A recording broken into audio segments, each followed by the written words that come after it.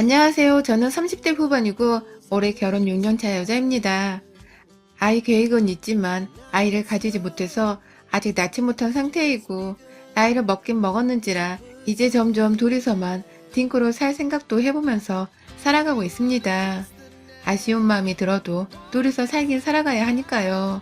그간 아이 문제로 제가 남편이랑 싸우기도 정말 많이 싸웠고 그럼에도 결국 부부라며 이해를 해주는 남편이었기 때문에 서로 배려하고 잘 살고 있었습니다. 나이 먹어가니 애 문제는 그냥 살아가며 신경 쓰이는 일부에 불과한 문제였고요. 오히려 남편이 한두 번 잦은 병치레를 하고 나니 건강을 더 따지게 들고대면서 이제는 각자 잘 먹고 잘 사는 문제만을 놓고 살게 되더라고요. 저하고 남편은 둘 다 회사원이고 현재 연봉으로는 제가 남편보다 1,000만 원 정도 높은 편입니다. 남편은 정년이 보장되지 않은 대기업이고 저는 반면에 규모가 훨 작은 회사지만 제 업무 분야에서 인정받아 몇 번의 이직 끝에 현재 연봉에 만족하며 회사에 다니고 있으며 회사가 망하지 않는 한 제가 잘릴 일도 없습니다. 둘이서 같이 맞벌이를 하는데 아이는 없는지라 돈 나갈 일이 없어 모아놓은 재산도 있고 결혼할 적에 저랑 남편이 반반씩 마련한 지금 아파트에서 앞으로도 쭉 살 것이라 집 때문에 돈이 더 필요하거나 욕심낼 일도 없어요. 이런 저희한테 더 정확히는 남편이 아닌 저 혼자에게만 한 가지 신경 쓰이는 일이 있었습니다. 올해 애순돌이 대신 저희 시어머니셨죠.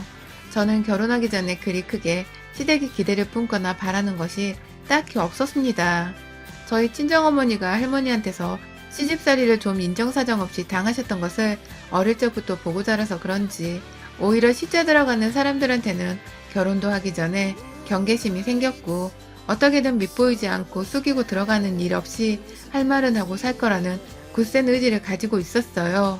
그 때문인지 웬만하면 콩가루 집안에 시집가고 싶지 않았고 이왕이면 상식적으로 젊은 며느리랑 말이 통하는 시어머니를 만나고 싶었습니다. 이왕이면 서로의 입장에서 한 번 정도 바꿔서 배려를 해줄 수 있는 그런 사람을 시댁으로 두고 싶었어요. 결혼을 안 하고 살겠다는 생각을 한 적은 없었기에 언젠가 결혼할 사람을 잘 찾아보고 싶다는 마음에 젊은 적에는 소개팅도 많이 나가봤었고 누가 소개팅을 주선해주면 굳이 마다하는 편도 아니었어요. 그렇게 여러 남자 만나보고 제 딴에는 제가 원하는 스타일에 제 기준에 맞는 그런 남자와 결혼을 했습니다.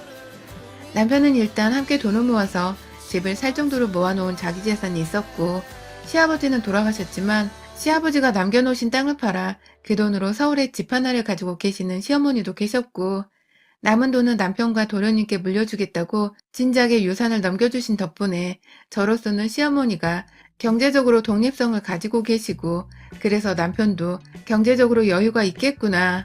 그럼 불필요하게 시집살이를 당할 일도 없고 또 경제적으로 시모를 모시거나 챙겨야 하는 상황까지 쉽게 가지는 않겠구나 싶었어요. 하지만 결혼을 해보고 나니 눈에 바로 보이는 것과는 전혀 다른 이면이 있더라고요. 결혼하고 나서 이 정도로 제가 마음고생하고 살 줄은 정말이지 저희 엄마를 봐서라도 단 한 번도 상상해보지 않았는데 결국 딸은 엄마 팔자를 닮는다고 하더니 딱 그 말이 그 말이었습니다. 저희 시어머니는 제가 반반으로 집을 해가자고 했을 때부터 당돌한 여자애가 집에 들어왔다 라면서 저와 남편 그리고 도련님 앞에서 저를 대놓고 꼽주던 분이셨어요. 거기서 첫 단추를 잘못 끼운 건지는 모르겠지만 여자가 돈 있는 척을 하고 남자 앞에서 돈을 썼다고 자기 아들 기죽이고 살기 딱 좋을 관상이라고 하시더라고요. 갑자기 상견례나 인사를 드릴 때에도 안 하던 관상 얘기를 하니 저로서는 기분이 나쁜 건 둘째치고 저 얘기를 하는 의도가 무엇인지 상당히 불쾌했습니다. 그런데 저한테 관상 얘기를 할 때마다 남편 잡아먹을 거라고 남편이 집안에서 저 하나 때문에 제대로 길을 편 채로 두 발 뻗고 살 수 없는 관상이라고 점점 그 수위가 높아지니 이 모든 게 다 저를 괴롭히기 위해서 작정하고 퍼부으시는 악담이라는 것을 알게 되었죠.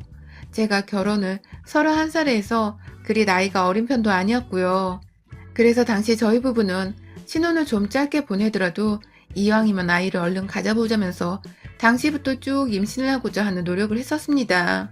끝내 실패를 하긴 했지만 당시만 해도 신혼이라 열정이 팍팍 타오르던 때였는지라 언젠가 이렇게 살다 보면 임신이 될 거라고만 안일하게 생각을 했네요. 그런데 그때부터 아니라며 자꾸 초를 치던 것이 시어머니셨어요. 분명히 관상이 자기 아들을 죽일 상인데 아이를 못 가지는 것도 다 그런 이유에서 벌어지는 게 아니겠냐면서 자신의 관상리에게 타당성을 부여하는데 그걸 자꾸만 제 불임으로 부여를 하니 밤마다 울컥해서 남편 앞에서 눈물을 쏟은 적이 한두 번이 아니었습니다. 이렇게까지 말을 하셔야 하냐며 남편도 시어머니께 여러 번 화를 내기도 했고 그렇게 시어머니랑 한참 얘기를 하다가 임신이 안 되는 상황에 열이 받았는지 시어머니 말에 어느새 수긍한 채 저자세로 전화를 끊어서는 저한테 슬쩍슬쩍 짜증도 내더라고요. 자기 엄마라서 마냥 내 편만을 들어줄 수는 없는 건가 싶어서 젊은 나이에 이혼을 확 해버릴까 생각도 여러 번 했었고요. 그럼에도 여태 싸우고 화해하기를 반복하면서 지지고 볶은 채로 살아가고 있습니다. 우리 싸움의 구할은 시어머니가 차지하고 있었고 매번 아이 문제와 남자 기죽인다는 관상을 꺼내보는 말버릇 문제로 잊을만 하면 저희 부부의 관계를 엉망진창으로 만들어 놓으셨죠. 그런데요, 문제는 이뿐만이 아니었습니다.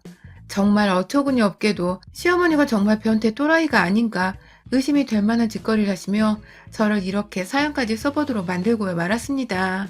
저희 어머님께는 나이를 먹은 만큼 먹었는데 결혼도 하지 못한 채 딱히 하는 일도 없이 살고 있는 남동생 한 분 계세요. 올해로 딱 환갑이 되시는 분이시죠. 평상시 남편이 자잘한 용돈을 주는 등 경제적인 도움을 여러 차례 줬던 것으로 알고 있고 남편뿐만 아니라 시어머니부터 도련님까지 번갈아 가면서 챙기는 시모 집안의 문제덩어리로 알고 있습니다. 결혼하면 남편도 우리 엄마한테 단점은 딱 하나 있는데 그건 바로 결혼 못해 혼자 늙어가는 우리 외삼촌이야. 라고 여러 차례 말을 했었고요. 혹시나 집안에서 같이 만날 일이 있더라도 남편은 그냥 인사만 하고 더 대화는 나누지 말라고 미리 제게 귀뜸을 해주기도 했어요. 그만큼 좀 일상적인 어른들 간의 대화를 나누기가 조금은 버겁고 힘든 분이었습니다. 그런데요, 처음 결혼할 적만 해도 얼굴 보기가 정말 힘들었던 외삼촌께서 어느 순간 제 앞에 모습을 너무 자주 비추는 겁니다. 자꾸 외삼촌 외삼촌 거려 진짜 제 외삼촌 같지만 남편이 하도 이런 식으로 호칭을 불러왔던 터라 버릇이 된 거에 대해 양해 부탁드려요.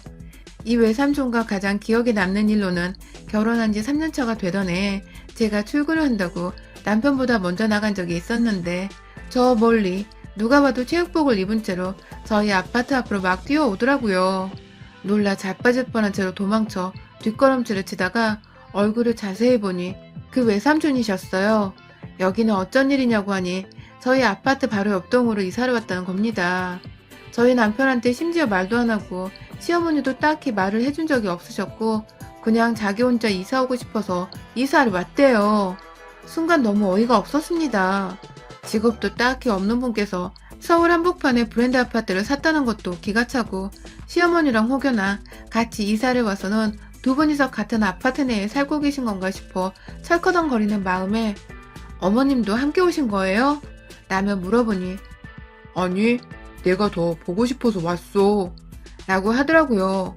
무슨 농담을 해도 그런 기분 나쁜 농담을 하시나 싶어 급히 전 출근한다고 자리를 비켰고 그날 남편한테 출근하며 연락을 해서 외삼촌이 옆동으로 이사 오신 걸 알고 있었냐고 하니 화들짝 놀라대요.